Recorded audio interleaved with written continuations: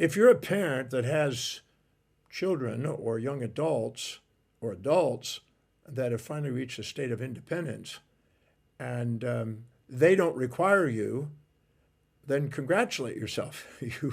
You are a viable parent. You accomplished your aim. But if you're so accustomed to having around and now there's an empty nest syndrome and you feel like, oh, I've got to adapt to that, just beware of projecting your, needs of them to be still children onto an adult. It's wiser to go find out what specific trait or actions or inactions that your children are demonstrating when they were there that you still admired and still kind of infatuate with and still hold on to and still have oxytocin and attachments to, and go find out the new form that it's in and the drawbacks of the earlier forms when they were young. Because as long as you're attached to anything that had a pleasure association, nucleocumin stimulus in the brain, you're going to be feeling a grief of a loss when they're gone.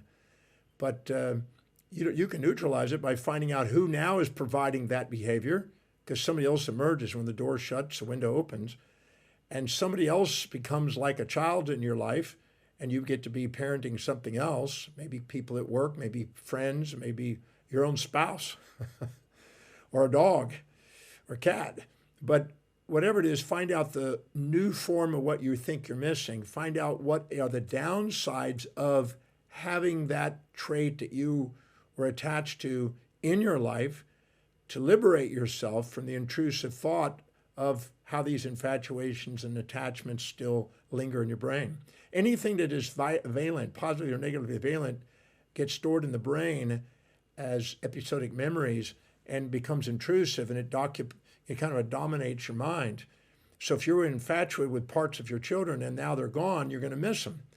And then you're going to possibly intrude on their life now that they're independent because of it, because of your need. Care enough about them to be there for them if they need you, but don't smother them, don't project, don't take your wounds and put them on there. Go find out what you think is missing in your life now that you once had because they were there in the empty nest syndrome now, and go find out who's providing that. What's the drawback of when they were there? What's the benefit of the new people that's emerged in your life? And set yourself free and set them free. But just know that if they're independent, you've achieved as a parent. But if you're dependent on them, it may be time to let that go and let them be who they are. As Gibran said, that they come through you, not to you. And if you do want to see them, give them a value to want to see you.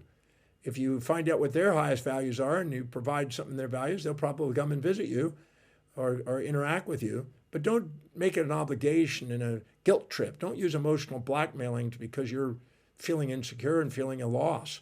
Go find out the new form in which their behaviors that you miss are in, who's providing it, what's the drawback of them providing it, what's the benefit of the new people providing it, and adapt to be resilient and allow the empty nest to be full in a new form. May you appreciate your own life now that you've succeeded in helping your children become independent.